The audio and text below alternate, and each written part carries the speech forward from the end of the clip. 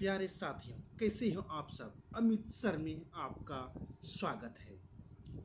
आज हम पढ़ेंगे क्लास क्लास 7 का पढ़ेंगे पॉलिटी। क्या पढ़ेंगे? पॉलिटी। पॉलिटी में पढ़ेंगे चैप्टर नंबर 4, यानी कि लड़के और लड़कियों के रूप में बड़ा होना। लड़के और लड़कियों के रूप में बड़ा होना। चलिए क्लास को स्टार्ट करते हैं। वो भी पढ़ेंगे NCERT बुक। क्या पढ़ेंगे? NCERT book. लड़का या लड़की होना किसी की भी एक महत्वपूर्ण पहचान है। लड़का या लड़की होना किसी की एक महत्वपूर्ण यानी कि इम्पोर्टेंट पहचान है, इंट्रोडक्शन है, उसकी अस्मिता है। जिस समाज के बीच हम बड़े होते हैं वह हमें सिखाता है कि लड़के और लड़कियों का कैसा व्यवहार स्वीकार करने योग्य है। यानी कि जिस समाज में रहते हैं वो समाज हमें सिखाता है कि लड़कियां कैसे व्यवहार करती है और लड़के कैसे व्यवहार करते हैं। ये हमें समाज सिखाता है। उन्हें क्या करना चाहिए और क्या नहीं, उसको क्या करना चाहिए और क्या नहीं करना चाहिए, यह भी समाज हमको सिखाता है। हम प्रायः यही सोचते हुए बड़े होते हैं कि ये बातें सब जगह बिल्कुल एक सी है, ये सब बातें सब जगह एक जैसी है। परंतु क्या सभी समाजों में लड़के और लड़कियों के प्रति एक जैसा ही नज़रिया है? क्या समाज में लड़का को भी उसी तरह से माना जाता है जिस प्रकार लड़की को? ऐसा नहीं है। इस पाठ में हम इसी प्रश्न का उत्तर जानने की कोशिश करेंगे। हम यह भी देखेंगे कि लड़के और लड़कियां को दी जाने वाली अलग अलग भूमिका उन्हें भविष्य में स्त्री और पुरुष की भूमिका के लिए कैसे तैयार करती है। अब इस क्लास में हम यह भी जानेंगे कि यह भूमिका कैसे किसको प्रभावित करती है। इस पाठ में हम देखेंगे कि अधिकांश समाज पुरुष व स्त्रियों को अलग अलग प्रकार से महत्व देते हैं। स्त्रियां जिन भूमिकाओं का निर्वाह करती है उन्हें पुरुष द्वारा निर्वाह की जाने वाली भूमिकाओं और कार्य से कम महत्व दिया जाता है। पुरुष का काम और स्त्री का काम जो है उनके दोनों में मतभेद होता है। पुरुष का काम उच्च कोटि माना जाता है, स्त्री का काम निम्न कोटि का माना जाता है। इस पाठ में हम यह भी देखेंगे कि स्त्री और पुरुष के बीच काम के क्षेत्र में असमानताएं कैसे उभरती है। इन दोनों के काम में जो है असमानता कैसे उभरती है, इसमें हम देखेंगे।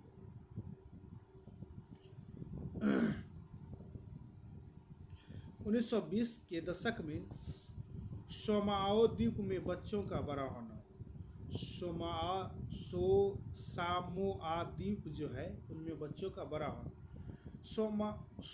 सामोआ द्वीप प्रशांत महासागर के दक्षिण में स्थित छोटे छोटे द्वीपों के समूह का ही एक भाग है। प्रशांत महासागर में कौन सा है? सोमाआ द्वीप है। सामोअन समाज पर किए गए अनुसंधान की रिपोर्ट के अनुसार 1920 के दशक में बच्चे स्कूल नहीं जाते थे। 1920 में वहाँ के बच्चा जो स्कूल नहीं जाता था, वे बड़े बच्चों और वयस्कों से बहुत सी बातें सीखते थे। वे बच्चे से ही बात सीखते थे और वयस्क यानी कि बूढ़े के आदमी से ही बात सीखते थे। जैसे छोटे बच्चों की देखभाल या घर का काम कैसे करना आदि। द्वीपों पर मछली पकड़ना बड़ा महत्वपूर्ण कार्य था। द्वीप पर मछली पकड़ना ही बड़ा इम्पोर्टेंट वर्क था। इसलिए किशोर बच्चे मछली पकड़ने के लिए सुदूर यात्राओं पर जाना सीखते थे। मछली पकड़ने के लिए दूर दूर जगह जाते थे, लेकिन ये बातें वे अपने बचपन के अलग अलग समय पर सीखते थे। ये जो बातें थी वे बचपन के अलग अलग टाइम पर सीखते थे। छोटे बच्चे जैसे ही चलना शुरू कर देते थे उनकी माताएं या बड़े लोग उनकी देखभाल करना बंद कर देते थे। उस समय जो था 1920 के दशक में छोटे बच्चे जब चलना शुरू कर देते थे उनकी माँ उनकी या उनके घर के लोग उनका देखभाल करना बंद कर देते थे। यह जिम्मेदारी बड़े बच्चों पर आ जाती थी। यह जिम्मेदारी जो था बड़े बच्चे पर आ जाता था, जो प्रायः स्वयं भी 5 वर्ष के आसपास की उम्र के होते थे। यानी कि उनसे जो बड़े थे उन पर यह जिम्मेदारी आ जाती थी। लड़के और लड़कियां दोनों अपने छोटे भाई बहनों की देखभाल करते थे। लड़के और लड़की, ये लड़के हो या लड़की हो, दोनों अपने छोटे भाई की देखभाल करते थे। लेकिन जब कोई लड़का लगभग 9 वर्ष का हो जाता था वह बड़े लड़कों के समूह में सम्मिलित हो जाता था। जब 9 साल का जो बच्चा हो जाता था वह बड़े लड़कों के समूह में सम्मिलित यानी मिल जाता था और बाहर के काम सीखता था, जैसे मछली पकड़ना और नारियल के पेड़ लगाना आदि। लड़कियां जब तक 13-14 साल की नहीं हो जाती थी छोटे बच्चों की देखभाल देखभाल करती थी। जब 13 से 14 साल तक नहीं हो जाती तब तक वो छोटे बच्चों की देखभाल करती थी और बड़े लोगों के छोटे मोटे कार्य करती रहती थी। लेकिन एक बार जब वे 13-14 साल की हो जाती थी वे वे अधिक स्वतंत्र होती थी। वे अधिक स्वतंत्र मतलब उसको अधिक छूट दिया जाता था। लगभग 14 वर्ष की उम्र के बाद वे भी मछली पकड़ने जाती थी। वे 14 साल जब होते उनकी लड़की का उम्र होता था तो वो मछली पकड़ने जाते थे। बागानों में काम करती थी और डलिया बुनना सीखती थी। डलिया बुनना भी सीखती थी। वे खाना पकाने का काम अलग से बनाए गए रसोई घरों में होता था। खाना पकाने का जो काम होता था वो रसोई के घर में होता था जहाँ लड़कों को ही अधिकांश काम करना होता था। जहाँ रसोई घर में लड़का ही अधिक काम करता था और लड़कियाँ उनकी मदद करती थी। लड़की भी साथ में जो कि मदद करती थी खाना पकाने के काम में। ये देखिए कक्षा 7 का एक सामोआ छात्र अपने विद्यालय की वर्दी में, देखिए क्लास 7 का ये स्टूडेंट है। आपके बड़े होने का अनुभव सामोआ के बच्चे और किशोरों के अनुभव से किस प्रकार अलग है यानी कि भिन्न है। इन अनुभवों में वर्णित क्या कोई ऐसी बात है जिसे आप अपने बड़े होने के अनुभव में शामिल करना चाहेंगे?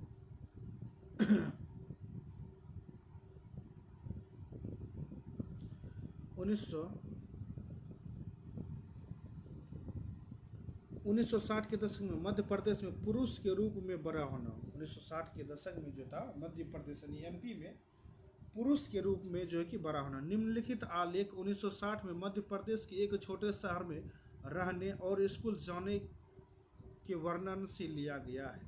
कक्षा 6 में होने के बाद लड़के और लड़कियां अलग अलग स्कूलों में जाते थे। लड़के अलग स्कूल और लड़की अलग स्कूल में। लड़कियों के स्कूल लड़कों के स्कूल से बिल्कुल अलग ढंग से बनाए जाते थे। लड़की का स्कूल अलग ढंग से और लड़के का स्कूल जो है कि अलग ढंग से बनाए जाते थे। देखिए लड़कियां स्कूल जाते समय समूह बनाकर चलना क्यों पसंद करती है? आप बताइए वो एक ग्रुप में क्यों जाते हैं?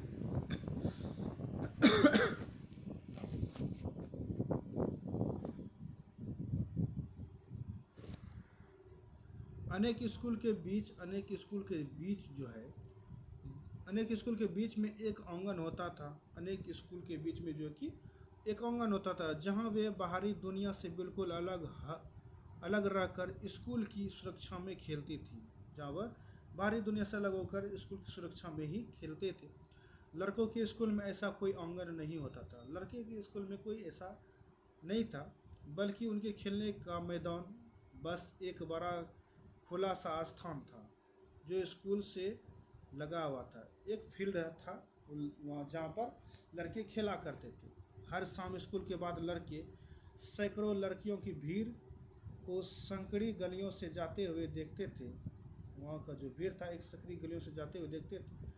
सड़कों पर जाती हुई ये लड़कियाँ बड़ी गंभीर दिखती थी। यह बात लड़कों से अलग थी जो सड़कों को अनेक कामों के लिए उपयोग करते थे, जैसे यूं ही खड़े खड़े खाली समय बिताने के लिए, दौड़ने और खेलने के लिए और साइकिल चलाने के करतबों को आजमाने के लिए। ये सड़क का यूज इन्हीं लोगों के लिए करते थे। लड़कियों के लिए गली सीधी घर पहुंचने का एक माध्यम थी। गली जो थी सीधा घर पहुंचता था। लड़कियां हमेशा समूहों में जाती थी। शायद उनके मन में यह डर रहता था कि कोई उन्हें छेड़ ना दे या उन पर हमला न कर दे। उसके मन में सदा ही ये डर रहता था। ऊपर के दो उदाहरणों को पढ़ने के बाद हमें पता लगता है कि बड़े होने के भी कई तरीके हैं। हम प्रायः यह सोचते हैं कि बच्चे एक ही तरीके से बड़े होते हैं। ऐसा इसलिए है क्योंकि हम अपने अनुभवों से ही सबसे ज़्यादा परिचित होते हैं। हमें अपने अनुभव से ही ज़्यादा परिचित होते हैं।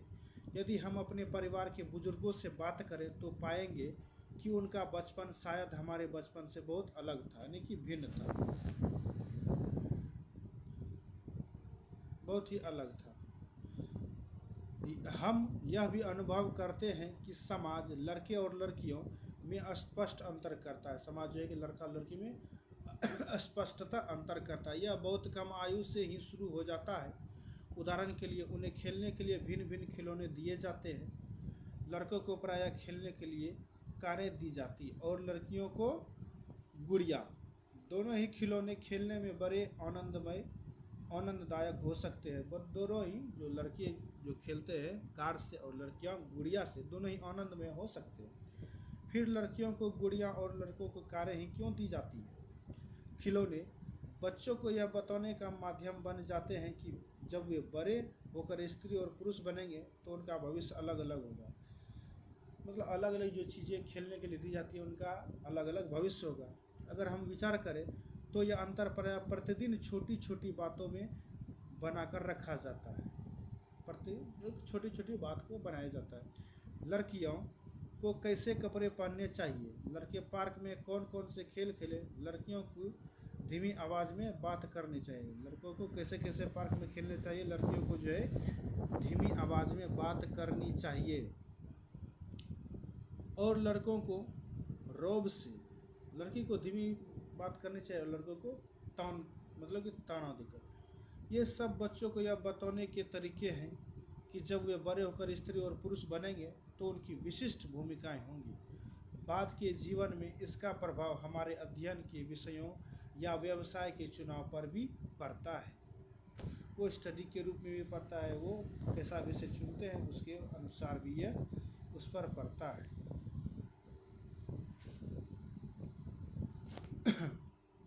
मेरी माँ काम नहीं करती। चलिए, ये स्टूडेंट है वो बोलती है, मेरी माँ, हम सभी बच्चे स्कूल से भ्रमण पर जा रहे हैं। ये कहती है कि माँ, हम सब बच्चे स्कूल से भ्रमण की ओर जा रहे हैं। रोजी मैडम को साथ चलने के लिए किसी बड़े की ज़रूरत है। रोजी मैडम को साथ चलने के लिए किसी बड़े की ज़रूरत है। क्या आप अपने ऑफिस से एक दिन की छुट्टी लेकर हमारे साथ चलेंगे? वैसे हरमीत की माँ हमेशा ऐसे समय पर हमारे साथ जाती है क्योंकि वे काम नहीं करती। ये भी बच्ची बोलती है। इसकी माँ बोलती है, सोनाली, तुम ऐसा कैसे कह सकती हो? तुम जानती हो जसप्रीत आंटी रोज़ सुबह 5 बजे उठ जाती है और घर भर के सारे काम करती है। तुम यह कैसे कह सकती हो कि उसका माँ कोई काम नहीं करती है? वो बच्चा कहती है, हाँ, पर वे कोई काम तो नहीं है, कोई काम तो नहीं है ना, ये तो बस घर के काम है। उसकी माँ कहती, ओह, क्या तुम वाकई ऐसी ही सोचती हो? चलो ऐसा करते हैं कि जसप्रीत के घर चलते हैं और उससे पूछते हैं कि वे खुद क्या सोचती है। चलिए उससे बात करते हैं कि उससे वो क्या सोचती है। श्री सिंह के घर पर हरशरण सोनाली सोचती है कि आपकी पत्नी कोई कामकाजी महिला नहीं है, कि कोई काम महिला नहीं करती है। ये कहते, हाँ, पर आंटी, क्या वाकई ये ठीक नहीं है? मेरी माँ तो घरेलू महिला है, कोई काम कहाँ करती है? ये कहती है कि मेरी माँ कोई काम नहीं करती है। तब आंटी बोलती है, तो जसप्रीत, यदि ऐसा है तो तुम कुछ आराम क्यों नहीं करती और एक बार जरा इन्हें ही सब कुछ खुद करने दो? ये बोलती है, क्या बात है, ठीक, मैं कल हड़ताल पर चली जाती हूँ। ठीक है, ये बोलती है, कल मैं हड़ताल पर चली जाती हूँ। वाह, कितना मज़ा आएगा, कल हम पापा के साथ मिलकर सारा काम संभाल लेंगे। ये बच्ची बोलती है कि हम पापा के साथ मिलकर बहुत सारा काम संभालेंगे। अगली सुबह 7:30 बजे, हे भगवान, समय तो देखो, मेरा नाश्ता कहाँ है? उसके पापा बोलते हैं, और बच्चे अभी तक तैयार क्यों नहीं हुए हैं? उसके पापा बोलते हैं।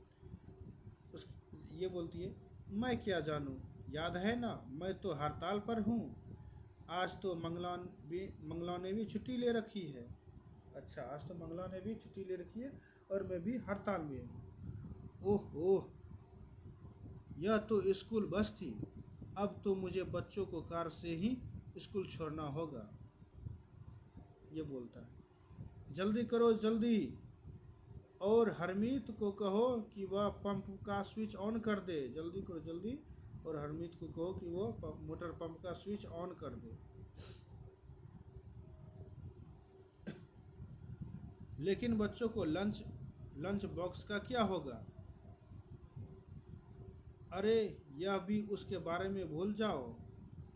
ये कहती है कि अरे यह भी उसके बारे में भूल जाओ।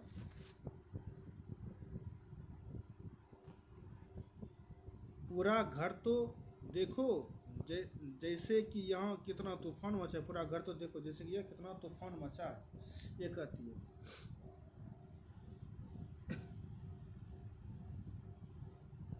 तुम क्या सोचते हो कि सुबह सुबह तुमने घर को जैसी हालत में छोड़ा था वैसे ही हालत में दिन भर रहेगा? ये कहती है, तुम क्या सोचते हो?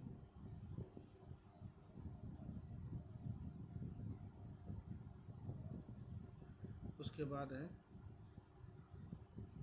मैं मैं तुम्हें कुछ पैसे दे दूंगा, तुम कैंटीन से कुछ खरीद लेना। ठीक है, ये कहता है मैं तुम्हें कुछ पैसे दूंगा, तुम कैंटीन से खरीद लेना।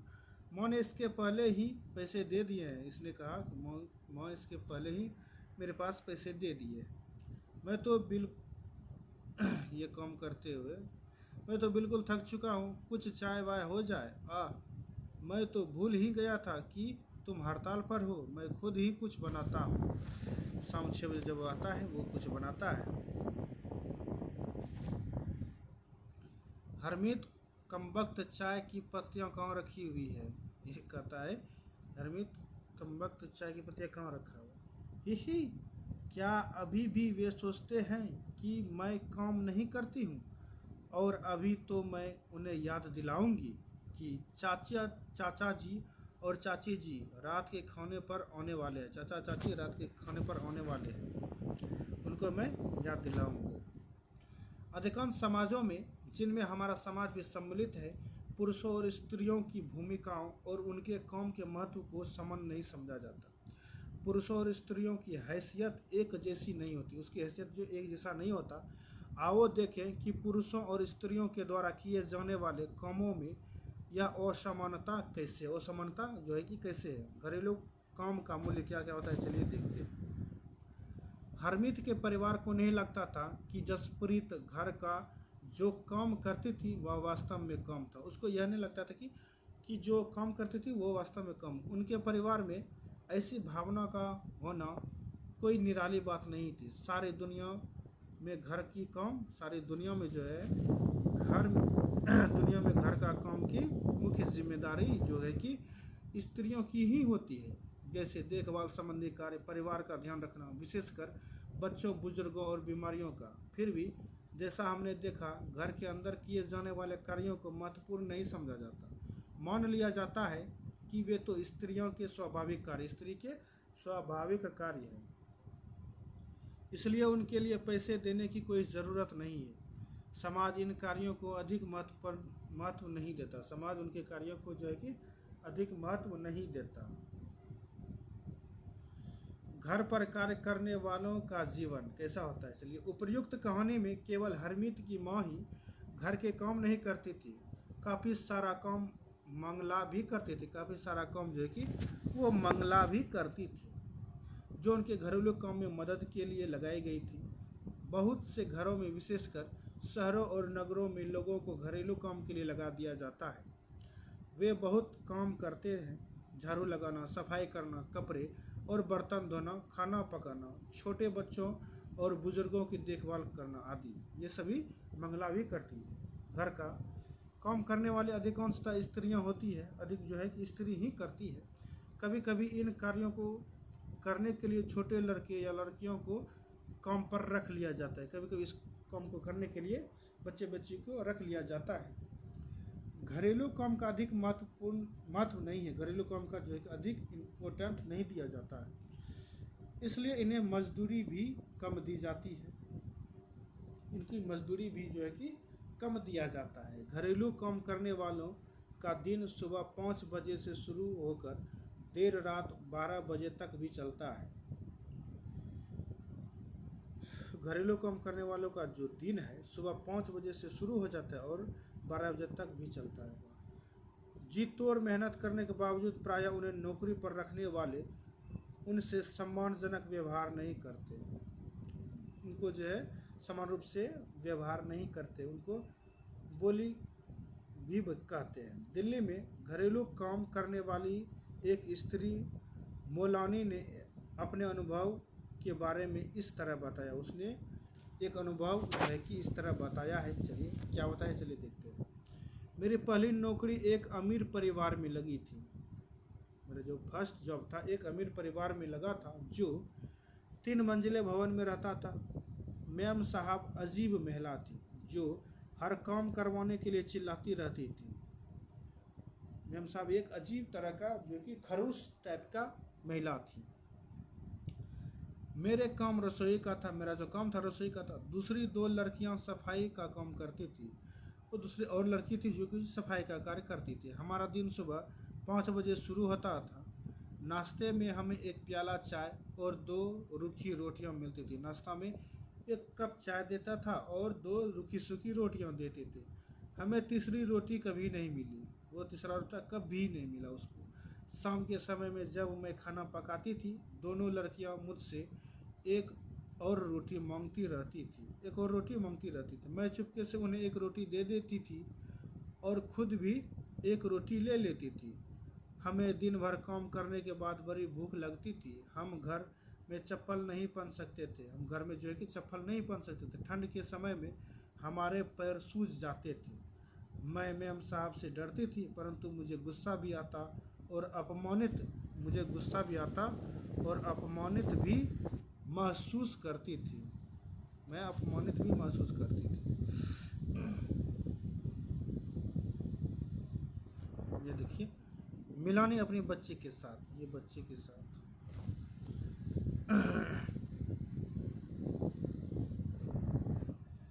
वो अपमानित भी महसूस करती थी। क्या हम दिन भर काम नहीं करते थे? क्या हम कुछ सम्मानजनक व्यवहार के योग्य नहीं थे? ये अपने मन में सोचती है। वास्तव में जिसे हम घरेलू काम कहते हैं उसमें अनेक कार्य सम्मिलित हैं। इनमें से कुछ कामों में बहुत शारीरिक श्रम लगता है। ग्रामीण और शहरी क्षेत्रों में औरतों और लड़कियों को दूर दूर से पानी लाना पड़ता है। जब काम पर लगाया जाता है उनको पानी लेने के लिए दूर दूर भेजा जाता है। ग्रामीण क्षेत्रों में स्त्रियों और लड़कियों को जलाऊ लकड़ी के लिए भारी गट्ठर सिर पर ढोने पड़ते हैं, भारी जो बोझा सिर पर ढोने पड़ते हैं। कपड़े धोने, सफाई करने, झाड़ू लगाने और वजन उठाने के कामों में झुकने, उठाने और सामान लेकर चलने की ज़रूरत होती है। बहुत से काम जैसे खाना बनाना आदि में लंबे समय तक गर्म चूल्हे के सामने खड़ा रहना पड़ता है। स्त्रियां जो काम करती हैं वह भारी और थकाने वाला शारीरिक काम होता है, जबकि हम आमतौर पर सोचते हैं कि पुरुष ही ऐसा काम करते हैं। घरेलू और देखभाल के कामों का एक अन्य पहलू जिसे हम महत्व नहीं देते वह है इन कामों में लगने वाला लंबा समय, जिसे हम वक्त जो कि इम्पोर्टेंस नहीं देते हैं। उन पे सब में इम्पोर्टेंस है कि उनके कामों में लगने वाला लंबा समय। वास्तव में यदि हम स्त्रियों द्वारा किए जाने वाले घर के और बाहर के कामों को जोड़ें तो हमें पता चलेगा कि कुल मिलाकर स्त्रियां पुरुषों से अधिक काम करती हैं। बात सही है, स्त्री जो है पुरुष से अधिक काम काज करती है। निम्न तालिका में भारत के केंद्रीय सांख्यिकी संगठन द्वारा किए गए विशेष अध्ययन के कुछ आंकड़े हैं। 1998 से 99। देखिए क्या आप रिक्त स्थानों को भर सकते हैं। देखिए राज्य स्त्रियों के वेतन सहित कार्य के घंटे प्रति सप्ताह। स्त्रियों के अवैतनिक घरेलू काम के घंटे, ये देखिए यहाँ पर स्त्रियों के कुल काम के घंटे यहाँ है। पुरुषों के वेतन सहित कार्य के घंटे यहाँ है प्रति सप्ताह। पुरुष के अवैतनिक घरेलू काम के घंटे प्रति सप्ताह। पुरुष के कुल काम के घंटे, ये देखिए हरियाणा जो है प्रति सप्ताह 23 घंटा काम करवाती है और तमिलनाडु में 19 घंटा। अवैतनिक काम जो है 30 और 35, ये सब ये है, ये चार्ट है। महिलाओं का काम और समानता, जैसा कि हमने देखा महिलाओं को घरेलू और देखभाल के कामों को कम महत्व देना एक व्यक्ति या परिवार का मामला नहीं है। एक व्यक्ति या परिवार का मामला नहीं है, उनका महत्व देना चाहिए। यह स्त्रियों और पुरुषों के बीच असमानता की एक बड़ी सामाजिक व्यवस्था का ही एक भाग है। ये जो है असमानता स्त्री और पुरुष में जो है कि असमानता का ही भाग है। इसलिए इसके समाधान हेतु जो कार्य किए जाने, इसलिए इसका जो समाधान है, जो कार्य किए जाते हैं वे केवल व्यक्तिगत या पारिवारिक स्तर पर नहीं वरन शासकीय स्तर पर भी होनी चाहिए। वो शासन के स्तर पर भी होना चाहिए। हम जानते हैं कि समानता हमारे संविधान का महत्वपूर्ण सिद्धांत है। संविधान कहता है कि स्त्री या पुरुष होने के आधार पर भेदभाव नहीं किया जा सकता। हमारा जो संविधान है वह कहता है कि स्त्री या पुरुष के आधार पर हम भेदभाव नहीं कर सकते, परंतु वास्तविकता में लिंग भेद किया जाता है। लेकिन वास्तव में जो है एक्चुअली में यह भेदभाव किया जाता है। सरकार इसके कारणों को समझने के लिए और इस स्थिति का सकारात्मक निदान ढूंढने के लिए वचनबद्ध है। क्या है? वचनबद्ध। उदाहरण के लिए सरकार जानती है कि बच्चों की देखभाल और घर के काम का बोझ महिलाओं और लड़कियों पर पड़ता है। सरकार जानती है कि बच्चों का देखभाल जो है घर के महिलाएं करती है और घर के सारा काम भी महिलाएं ही करती है। स्वाभाविक रूप से इसका असर लड़कियों के स्कूल जाने पर भी पड़ता है। वास्तविकता है कि जब वो काम करेंगे तो स्कूल जाने पर उसको लेट ही होगा। इससे ही निश्चित होता है कि क्या महिलाएं घर के बाहर काम कर सकेंगी और यदि करेंगे तो किस प्रकार का काम या कार्यक्षेत्र चुनेंगी। पूरे देश के कई गांवों में शासन ने आंगनबाड़ियों और बालवाड़ियों खोली है। आंगनबाड़ी और बालवाड़ी भी खोली है। शासन ने एक कानून बनाया है जिसके तहत यदि किसी संस्था में महिला कर्मचारी की संख्या 30 से अधिक है, किसी जो है कि महिला संख्या की कर्मचारी की संख्या 30 से अधिक है, तो उसे वैधानिक रूप से बालवाड़ी यानी कि क्रैश की सुविधा देनी होगी। बालवाड़ी की व्यवस्था होने से बहुत सी महिलाओं का घर से बाहर जाकर काम करने में सुविधा होगी। 30 से अधिक है जो कि उनको बालवाड़ी भी प्रयुक्त किया जाना चाहिए। इससे बहुत सी लड़कियों का स्कूल जाना भी संभव हो सकेगा। इससे कई सारे स्कूल जो है कि लड़कियां भी जाएंगी।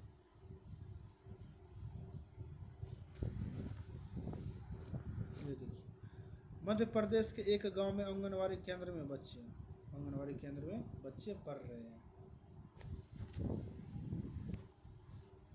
बहुत सी स्त्रियां जैसे कहानी में सोनाली की माँ और हरियाणा व तमिलनाडु की महिलाएं जिनका सर्वेक्षण किया गया घर के अंदर व बाहर दोनों जगह काम करती है।